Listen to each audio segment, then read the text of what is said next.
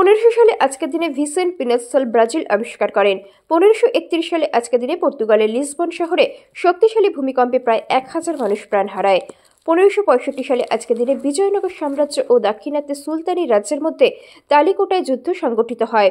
এই যুদ্ধের ফলে ভারতের সর্বশেষ হিন্দু রাজত্ব বিজয়নগরের পতন ত্বরান্বিত হয়েছিল।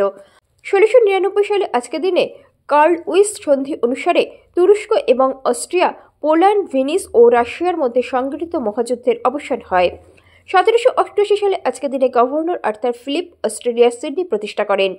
1841 সালে আজকের দিনে হংকং ব্রিটিশ সার্বভৌম ভূখণ্ডে পরিণত হয়। 1918 সালে আজকের দিনে ইউক্রেন স্বাধীনতা ঘোষণা করে। 1930 সালে আজকের দিনে ভারতীয় জাতীয় কংগ্রেস 26শে জানুয়ারি তারিখটিকে স্বাধীনতা দিবস বা পূর্ণ স্বরাজ দিবস হিসাবে ঘোষণা করে। 1950 সালে আজকের দিনে ভারতের সংবিধান কার্যকর হয়।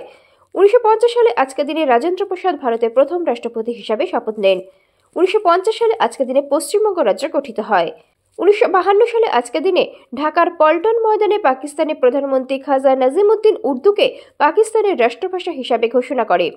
1952 সালে আজকের দিনে মিশরের কালো শনিবার রায়ের রাজধানী কায়রোর ব্যবসায়িক প্রতিষ্ঠানগুলো জ্বালিয়ে দেওয়া হয়। ব্রিটিশ নাগরিক ও মিশরীয় ধনী ব্যক্তিদের ওপর আক্রমণ করা হয়। 1961 সালে আজকের দিনে মার্কিন president John F Kennedy জেনেট F ট্রাফেলকে মার্কিন রাষ্ট্রপতির প্রথম মহিলা চিকিৎসক হিসাবে নিয়োগ করেন।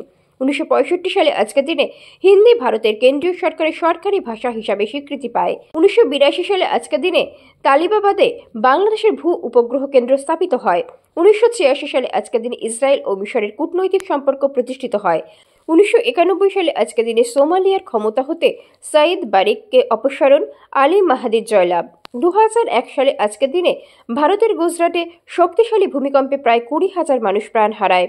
2004 সালে আজকের দিনে রাষ্ট্রপতি হামিদ কারজাই আফগানিস্তানের নতুন সংবিধান স্বাক্ষর করেন।